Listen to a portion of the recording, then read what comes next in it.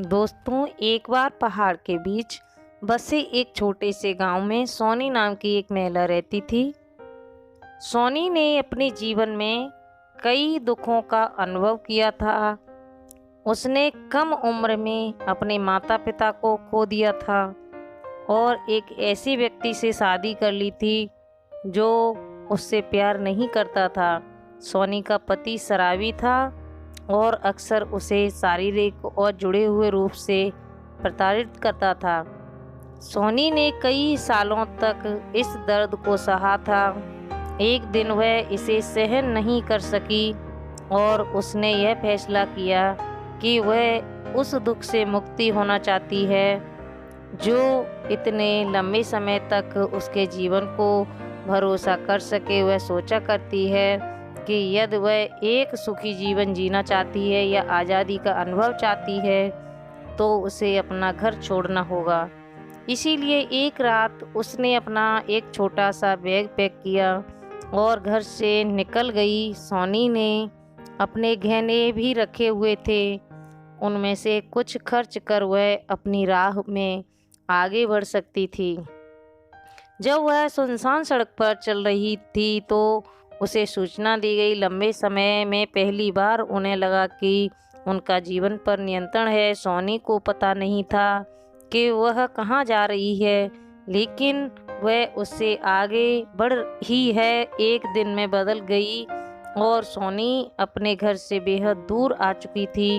रास्ते में उसे कई बाधाओं का सामना करना पड़ा, लेकिन वह आगे बढ़ती गई। उसने उस जीवन को पीछे छोड़ दिया था जिससे उसे इतना दर्द दिया था और उसने कभी पीछे मुड़कर देखने का निश्चय नहीं किया था। इसके चलते सोनी की मुलाकात एक वृद्ध ऋषि से हुई जो नदी के किनारे एक छोटी सी झोंपड़ी में रहते थे। सोनी ने ऋषि से पूछा कि वह किस तरह से मुक्ति पाने में उनकी मदद कर सकते हैं जिससे उनका जीवन बर्बाद हो गया तो सफल हो जाए।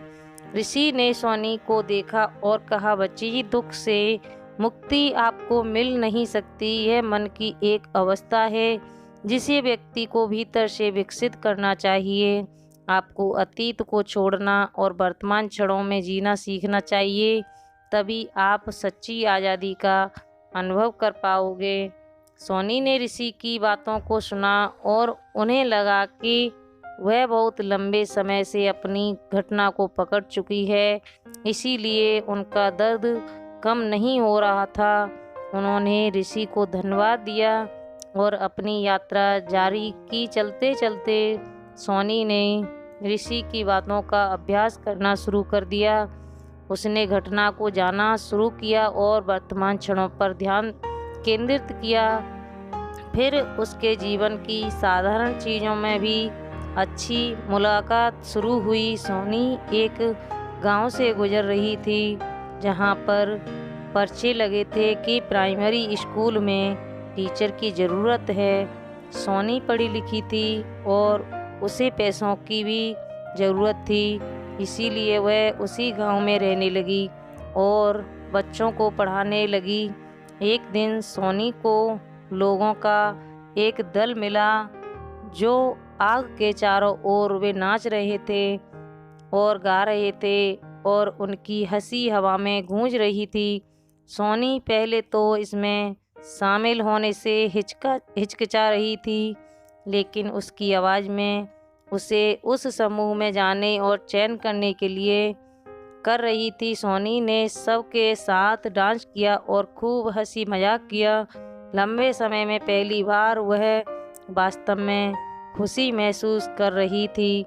उसने महसूस किया था कि खुशी कोई ऐसी चीज़ नहीं है जो खुद के बाहर पाई जा सकती है, बल्कि मन की एक सोच है जो व्यक्ति को अपने भीतर विकसित होती है।